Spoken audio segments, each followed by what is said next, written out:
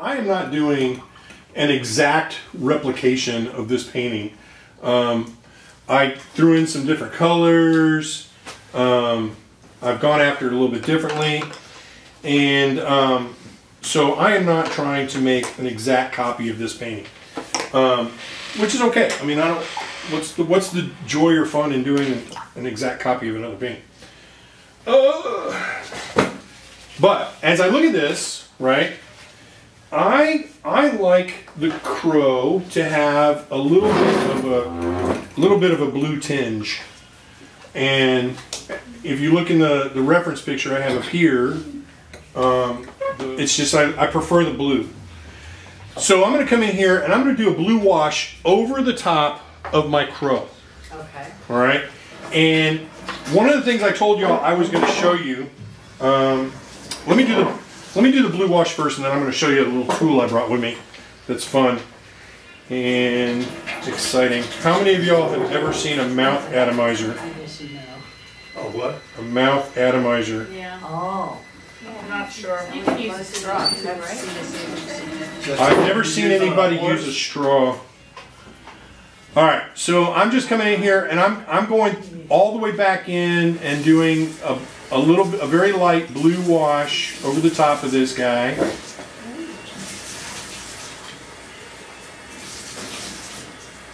This is the same one that you had painted all gray the other day. It right? is. It is. He dries lightly. Yeah. Will always dry a lot lighter than you think. Who's got the jazz going on? Yeah, that's nice. I'm a big jazz fan. I listen to jazz a lot while I'm painting. I love jazz. All right. Already changing the characteristic from kind of to a color signature, right? I'm getting a little bit of color signature out of this, which I like.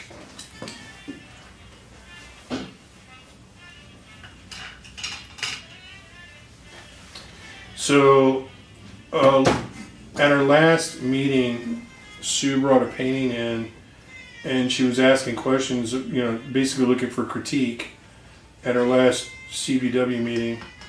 And the issue I saw with that painting was the foreground was kind of flat. It didn't have a lot of variations. You remember this painting? And I can't remember what it was now, but it was like a field. With flowers in it. Oh, it's the bird sitting on pumpkins. Yeah. Yes. So ivy from the flowers. So the issue there is you already have a fairly detailed painting. Yeah. And as I go over this, depending on whether the paint in that I already put down, if it's staining, I can get away with doing what I'm doing. But if it's granulating and I go over it with a wash, I'm going to start activating my base layer and start moving it around, and it will start turning to mud real damn quick. Which we don't like mud, right? We don't want mud.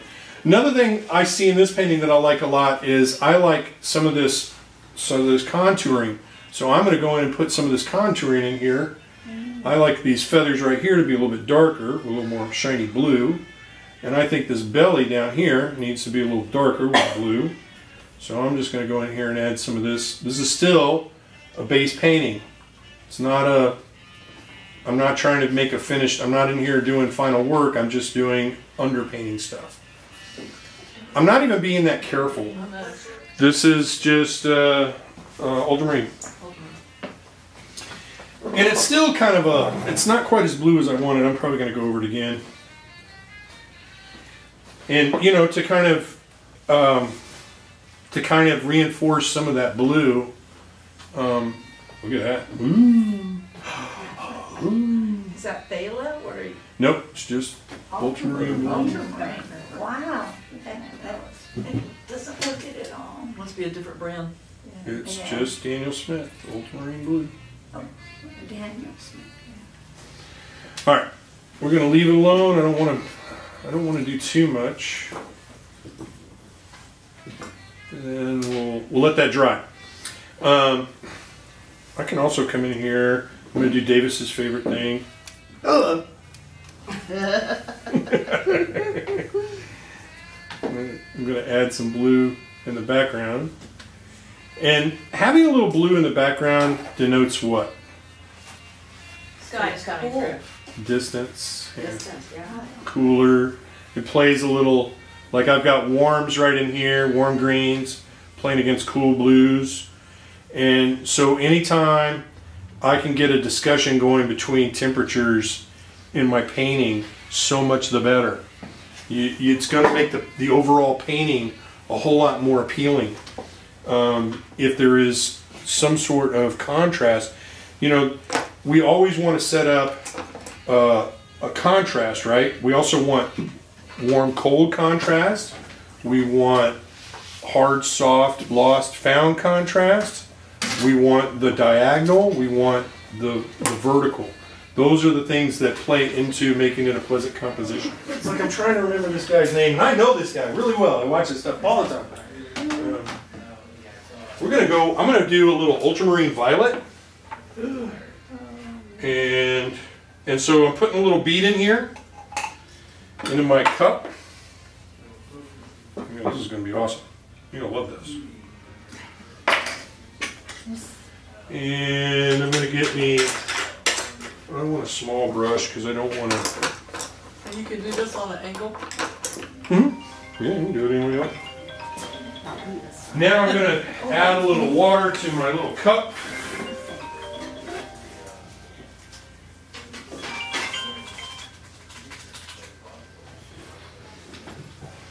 And all I'm doing is I'm creating a very watery. Now you could do this, and you can make it this. You don't want it super thick. It's got to be at least like tea consistency or thinner.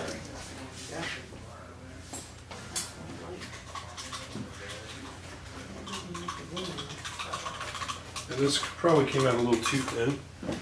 A little bit more. And you say this is an atomizer? It's a mouth atomizer. I think it's a mouth atomizer. I think that's what's called. I'll send y'all links to it. Okay. And what's good about this is I can change the value of a painting that already that's already been detailed, right? And now you could do this. You could use masking, like you could put down masking tape and tape off certain areas, or you can do it more freeform, which is what I'm going to do. So. Because you're not using a brush, it won't disrupt the underlying colors. Bingo. Oh. So I put the mouth atomizer in here. It's got to pick up straw, and I blow through this tube, and it works like an air gun, like a airbrush. Yeah. And this takes a little getting used to. I hold it with my left hand, and basically it works on the Centuri effect, which just creates negative pressure and acts like a straw. So watch this.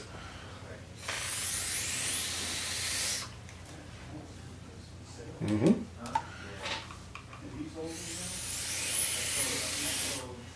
It's not picking up. No, I don't see anything. I can't see anything. It's not working that great.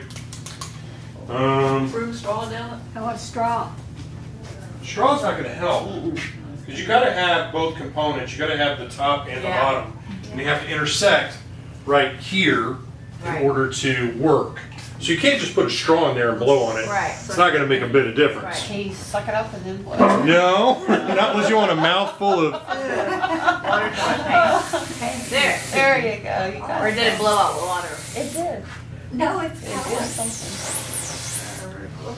So I know it's not. I didn't start off with a dark enough color to really be visible, but it's definitely blown. Yeah. You know, it's definitely. So I'd have to go darker. So is it that much more control than just splattering with your brush? Yes, because it's more even texture. So I have one, and it looks like I didn't bring it one. Can you do it on just a plain piece of paper so Sure. you can see the splatter? Yeah.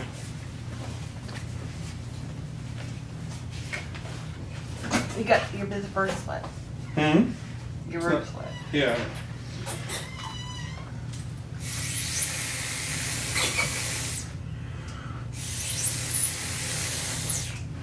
So it's coming across to. I can't see it at all. Yeah, it's there. No, cherries is like. Designed to give you consistent. Oh, there. Yeah, but they lie. Yeah, the atomizer's not working But it's properly at still the moment. splotchy, right, yeah. Okay, so where'd you buy that one? I think it's darker. Because Sue's online shopping. Where it goes. How much you pay for it? That can give you a good. It's just a couple of dollars. So you get the better one. I will send you a link to it. Guys, when I first got it, it worked a lot better, so I'm guessing I bent it or I did something to one of the tips that's not making it line up real well. But the first two times I did this, it was a lot smoother than this. You didn't get these big dots, Right. and you got more of a smooth, and you could back up. Like I'm getting close so you can see it, but Maybe it had a clog in it. Yeah, probably needs to set in some alcohol for a while. It's looking good now. That'd make a nice sky, a light sky. Or brown. like so fields. now it's working a little bit more like I wanted. Cheaty grass and sand. Does it give you a headache? You're just I'm gonna think back I'm just blacked out of it. Serious. Is there something that comes in a can, like a spray can? You're always looking for a shortcut. She is. Did you put it on the bird? That's a very true statement. Nothing that I know of. John Salmonen. Look up John Spray Salmonen. paint. So John Salmonen is a fantastic watercolor artist. If you've never seen any of his work, Summer 5. and he does incredible stuff. So he does both super realistic, cool, very intricate, very detailed stuff. He also does really amazing abstracts. So the mouth atomizers are $3 or Yeah, $50? So it I wouldn't does go with the $50 one. But you can try a $3. It's saying sometimes the ones that don't fold can be more reliable. Yeah. Well, you see, I got mine working. It's just, Yeah. it took a little while to get it going. Did you clean it out well the last time you used it? You don't have to Probably find- not. Not, I knew that before you said it. You think that's What are the they called? Does it come with Itemized cleaner? items? You know, getting to know me already? What's the deal? Because it came out very light. But you can change the value of an area by doing that, and it will make a big difference. And it's not going to react. You don't have the brush strokes. That's the important thing. I can change the value of an area without using brush strokes, and I can keep it fairly consistent. But practice with it, just like I was doing. Don't get don't start off first time ever working on your masterpiece. That would make a beautiful starry sky though. Here we go. All right, so I'm going to go in here and I'm going to use some pretty dark blue green, and watch this. All I'm doing is squiggling around. That's how you decide. Now, if you watch John Salmonen and you look and you break his paintings down, what you'll see is he'll get this going, and this is, get this, this is a beaded wash. And if I come in here and I charge it, and I touch some water to it, look at that. Water just flew right through it. What if I came in here and I added some yellow? Oh, look at that. Oh, great. That's pretty different. And think about the effects you can create here. Oh, So, that's interesting. and John is so he mixes some abstract elements into his, and he thinks of everything as shapes. Everything to him is a shape. He's painting shapes. He's not painting leaves. He's painting shapes that look like leaves. But what I like about his is he'll start with, like, it'll start with blue, and then he'll transition to green, and then transition them to red, and then transition them to, and what is he doing? He's using the color on the canvas. He's creating interest by giving you some color variations, and he's also creating those clumps of leaves. Now, watch this. This is all one big surface. Now I'm going to come in here. I'm going to take a little bit of my red, and I'm going to make it one area. And I grouped a bunch of leaves together. And Are now you I'm gonna, using a smaller brush to do this? I'm using the same size. I'm using a big old mop brush. Oh, my goodness. And then I'm going to come over here and I'm going to take some yellow and I'm going to group these together over here. You're putting yellow on top of blue? Yeah, isn't that crazy? Wow. Isn't that crazy? But as it dries, it's turning green, Yeah. right? Uh-huh. It's turning green. So now I'm just mixing it up, and I want some darks, I want some lights, I want some cools, I want some reds. And if you look at his are so, you know, way more intricate than mine are and way more thought out, and you know, but he's really good. So like for me, what I want is I want these corners to be darker. I want my middle to be lighter. And what am I doing? I'm pushing my focal point to the middle. The other thing is look at the background here and see how it's kind of a light color. And then I'm going over the top of it with a dark mass of leaves. That's kind of what you really see through trees, right? Yep. Now I'm not trying to make these look like any particular kind of leaf, and I am going around switching back and forth between different colors. So this is pretty dark that I'm in right now, but it's okay. I want it to be. Losing focus, yes. Yeah, because it's follow my finger. Follow my finger over here. It's like a dog. Follow me. And then I like how this is really the beautiful greens up there. If I go over the top of it with some darks, it'll give it a lot more pop.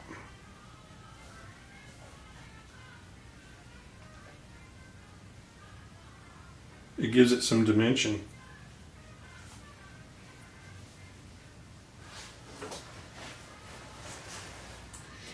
And boy, are we now painting loose and abstract, or what, right?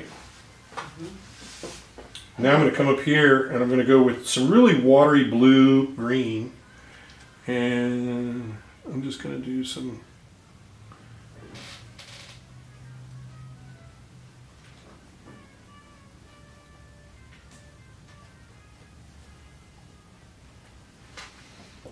I don't like the hard edges, so I'm going to soften them up with my paper towel. All right. Not bad, huh?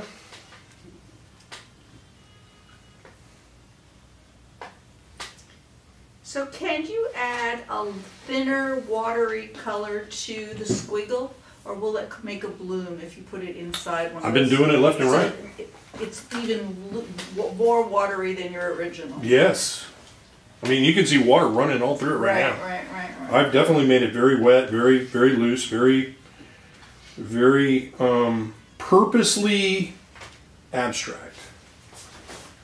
And so over here it's warmer. Over here I'm going to go cooler.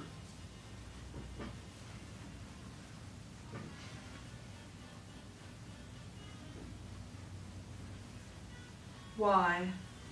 I'm setting, I want that tension. I want them to play off of one another. So remember, I want high contrast in values. I want high contrast in warm and cool tones. I want high contrast in color composition.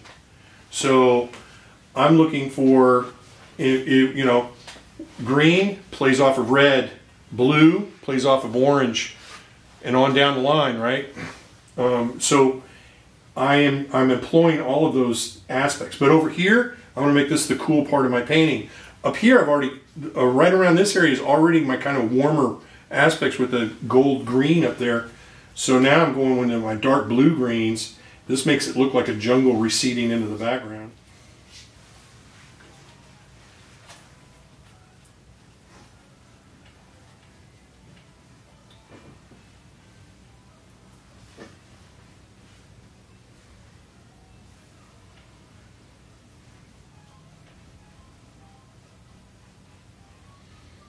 What's the consistency? Is that butter? No, this is barely tea. I mean, it's just over tea consistency. It's not much greater than tea. And in fact, when this dries, it won't dry real dark. So this is not the final layer. This is kind of probably 2 layers away from being the final layer, or maybe 1 layer away from being the final layer.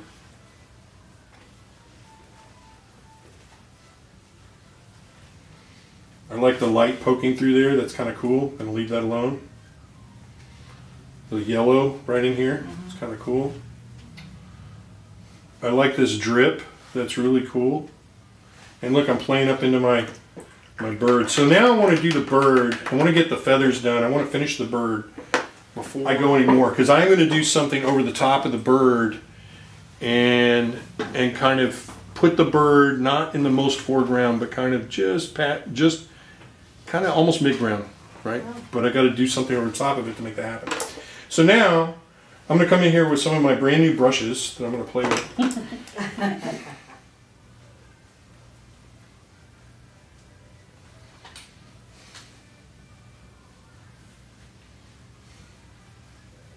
What color are you using right now? This is, to be honest, I'm not sure. It's either Payne's Gray or Jane's Gray. Or I think it might have a little bit of I put a little blue in it too, but it's my dark color. It's my darkest.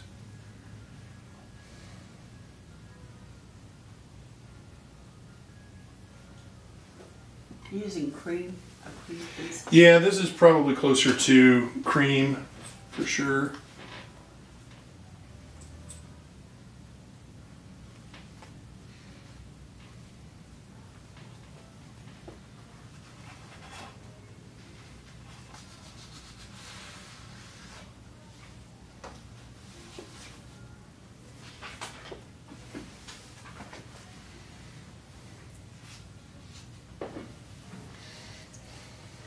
You say this is a new brush? Yeah, brand new brush. I'm just getting used to it. Oh, what is it? This is a Skoda, and it's their Kronos. It's synthetic and natural blend. So I'm liking it. It's very, it's kind of a happy medium between both. My only issue with brushes is how long, you know, so I don't mind spending a little bit of extra money on a brush if it lasts. And when I say if it lasts, I'm talking about the tip. The tip is on the brush is what's going to go first, and losing the tip takes away a lot of its life, to what it's able to do. So the longer they maintain their tip, the better. How long do they usually last, you think? Well, a lot of that's dependent on whether I'm doing, what kind of painting I'm doing. And if I'm painting on rough paper, it won't last as long. I do like to paint on rough paper because it gives you some capabilities with rough paper that you can't get with even cold press or whatever.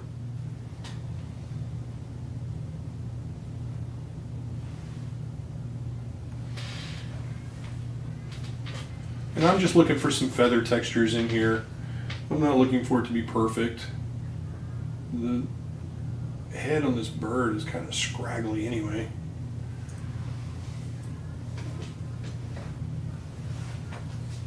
Is scraggly a word? Yeah. Yep. Oh, yeah. Ravens often have a sheen. Mm-hmm. And that's why I wanted it kind of a little more blue. Because when I get around to putting the darks on the low lights on the feathers, that's when that sheen is going to start looking like it appears, like it does in this one, right? Oh, no, I haven't seen that. So this is a painting I did, some of you didn't hear this. This is a painting I did a couple of years ago for my daughter. She likes ravens and stuff, and some other That interesting. scruffiness is one of the difference between a raven and a crow. Yeah. Ravens don't have it. No, crows don't have it. Oh, crows. Oh. No more sweet. I don't see it. The green.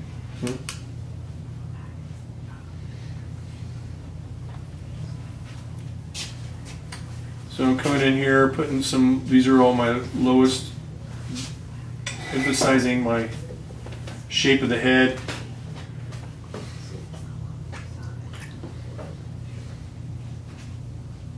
See, I'm kind of doing a wash here. It's a little bit of a backward wash, but I've got a gradation going on, and I'm showing the contour of the head. Where'd the blue come from? I added it. Oh. Definitely added it.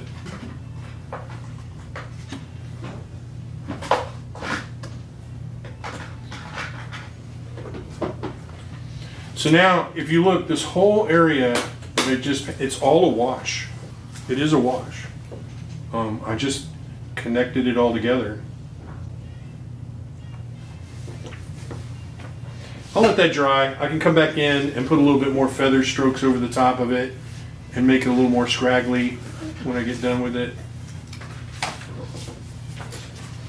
Now, I'm going to go in and do some of these other feathers. Still not quite dry. Let's see if I can get away with doing it up here.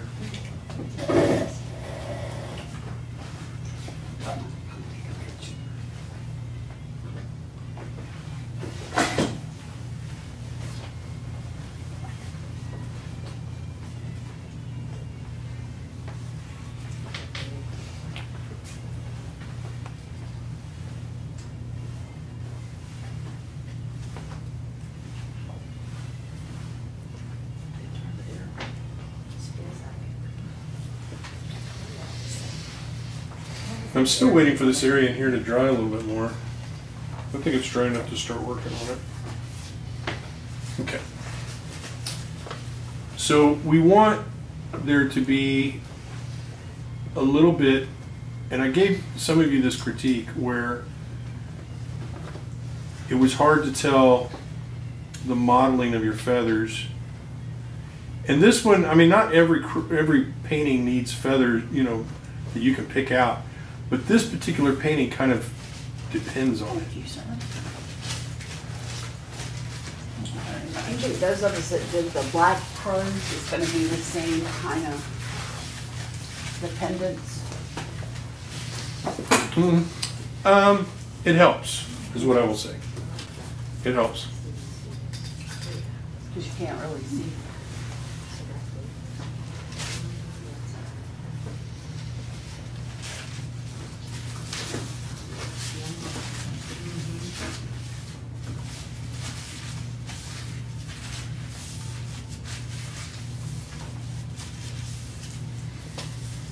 I don't know, Terry, it looks very tight to me. It's very tight. But like I said, this is my focal point. So my focal point is going to be the tightest part of your painting, or should be, in this case.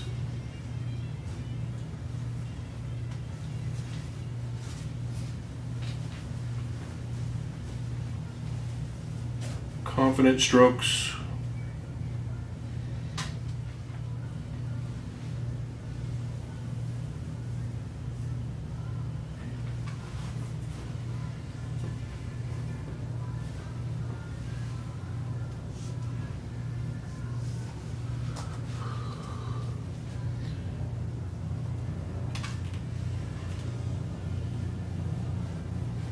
Confident strokes. Okay. So do you recommend a watercolor marker as well, or? Marker? I don't know of a watercolor marker. What do we? That's a new. Watercolor pencils? I have. And they are out there. Watercolor markers. Never seen a watercolor. Now I've done alcohol markers. Okay. Alcohol markers kind of resemble, or can resemble watercolor markers. Or I've never heard of a watercolor This marker. is what you're talking about?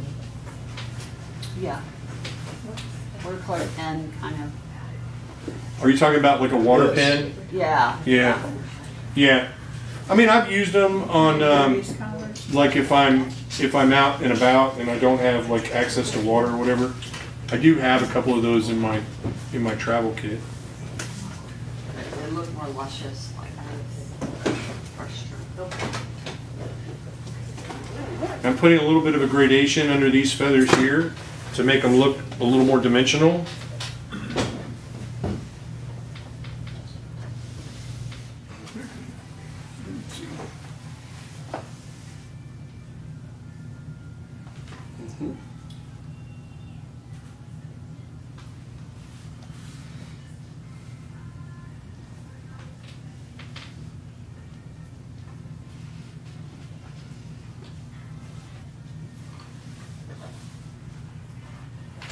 You gotta get down to the veins in each feather. No.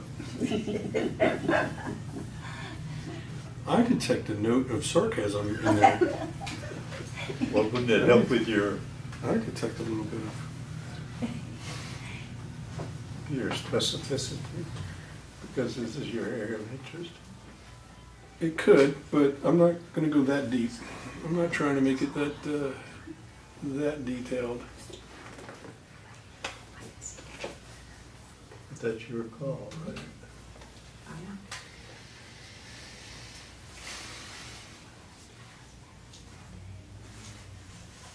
I've seen some highly rendered birds, and they're really gorgeous, but not exactly what I'm after here. There's a lady in Australia that paints fabulous watercolor. He's a little bit. Doesn't Carla Mann do things like that? Do you know Carla Mann? Mm-mm. No? No, can't say I do. She's a very detailed animal watercolor thing. Well, I know they're out there.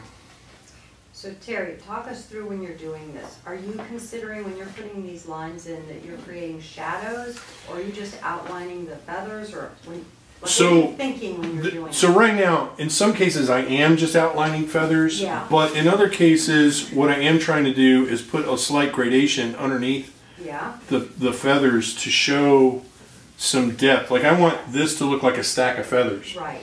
And the only way it's going to look like a stack is if these are shadows, Right. right? So I first got the line in there, but now I'm kind of going back in and softening it up a little bit so that it looks like this looks like a stack because I can see some gradation in each one of those feathers. And I'm literally doing just one little line of gradation after another with these to try and show that the top edge is the edge of the feather, and what's below it is really a shadow. Okay. Right? So like right in here, this is a shadow. You do that with just water, right? Yep. But I mean, I am going in and putting in a line that has pigment in it, like right here, Right. and then Water underneath. and then I'm coming in, rinse my brush out, and now I'm kind of Filtering the edge. softening that edge up on the bottom to make it look like, yeah, to make it look more. And now coming down this way. And what you want to do is get it dark enough to where you don't have to keep going over it. This is not an area where I want to have a whole bunch of looks. I want to have one time and be done with it. Because The more I go over it, the hard I'm going to lose my feathers. The more I go over it, the more likely it is. It's harder to maintain the shape of the feathers if I keep going over and over and over it. So I'll start losing them, and they'll start looking kind of just like a jumble of undistinguishable things.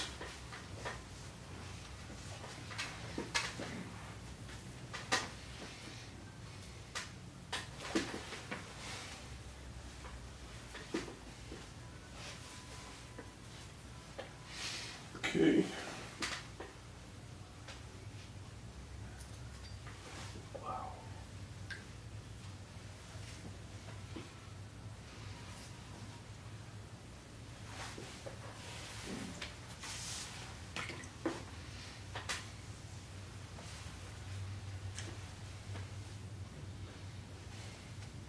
There's a couple of ways I could have done that, but I'm in a hurry. And now I'm getting down on this end, and I'm less worried about all the detail. I want it to look a little more less put together.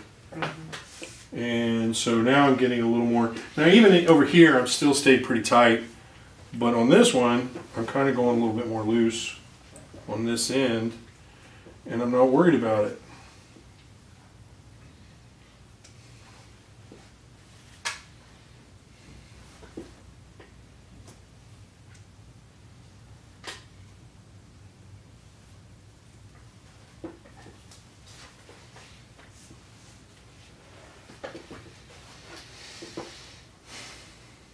Okay.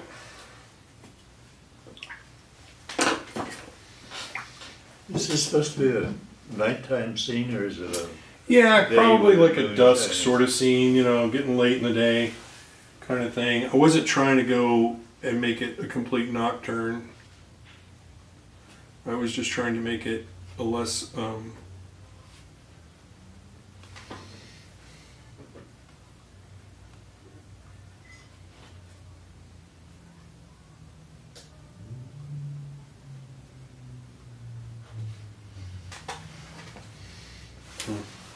I guess we can make that leg a little thinner. I don't have to make it that thick.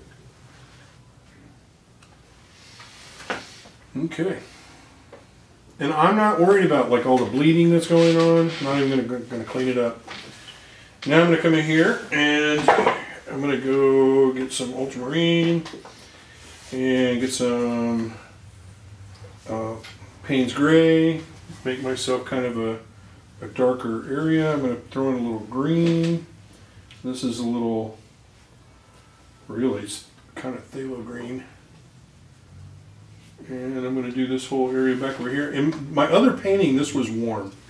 This was still warm over here. I'm choosing now to make it a little less warm. Make it a little more. Because you want it to blend almost with the background. Yeah. Yeah.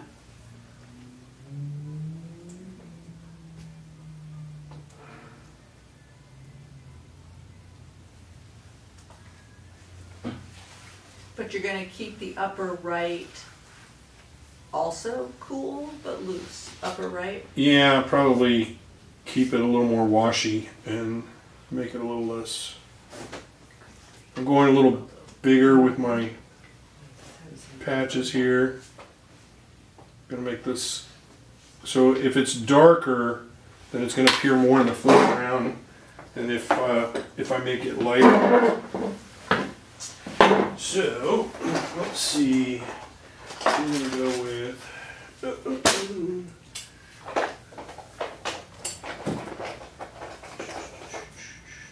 neutral tints.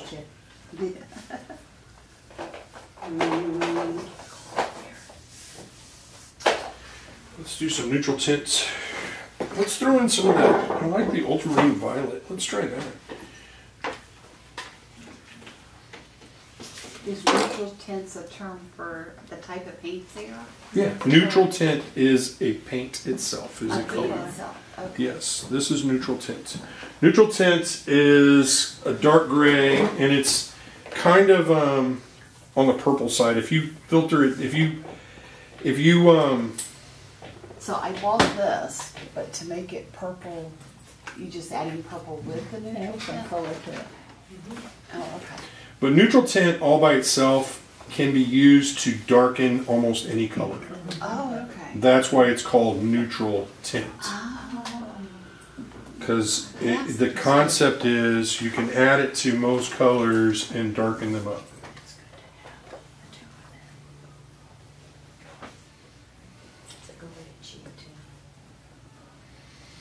So if I make this corner of the painting darker, I'm making it my entry point. And I'm inviting the eye to move through from the cool to the warm, which is what our eyes typically like to do.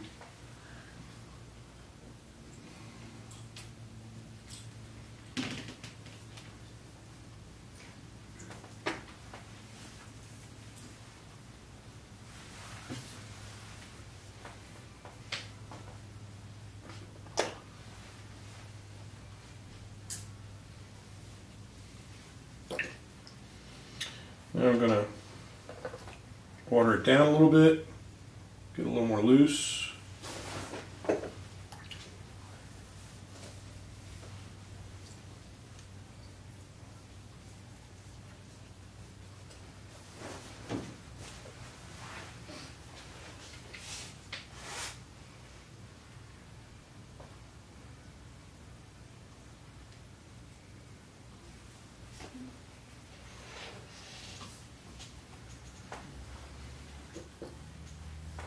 So is that upper right supposed to be farther in the distance, or is that trees that are in the foreground and in front of the bird? How does it read to you? Foreground. Now a foreground. Foreground. I made it foreground. I told you earlier I'm going to push the bird to Right. midground. Right. Yep. And I said I'm going to create this to where it's more foreground.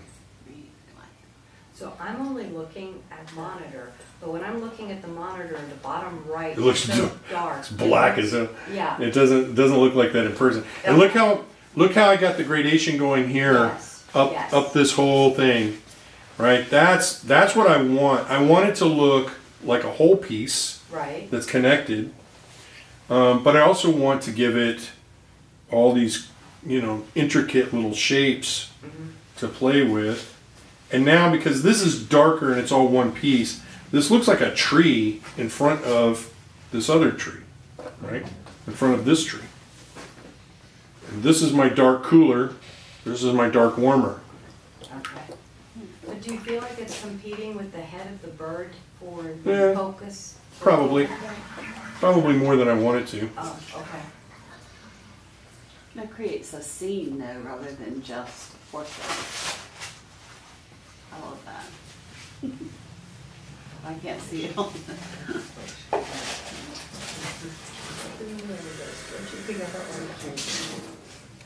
There you go. Those are painting equations. Oh, more than just this splatter. Now I could actually bring the bird back if I wanted to. And in this case, I'm not. I do think What it's. do you mean, set it back? So see how I'm lifting. That is removing it, making it Really look moving it forward. I It's see. in front of, Yeah. oh, okay. either way it wants.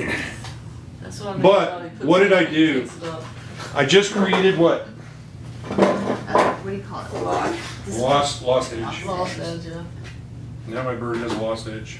Can't really tell if He's the in bird's the in front or foreground. back or it's melding in. Can't really tell. You have to drop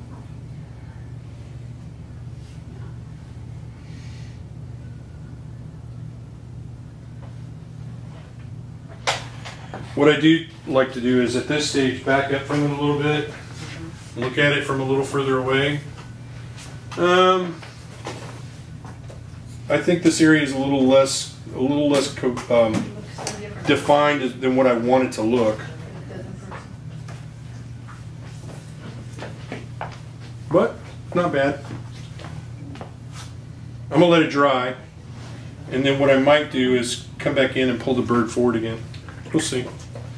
Kinda like it. I like him pushed back. When you Yeah. had those branches there, Yeah. It looks so different close up Right. from on the monitor. Oh, Yeah. really? Well, I didn't see that. The monitor just really, I think, distorts it. I gotta look. Yeah, the monitor's not doing it as much justice, that's for sure. No, it really doesn't. No, totally. Oh, yeah, it looks so much better. Don't mind us. We just have to- Oh, wow. Yeah. It does really look different. Wow. Wow.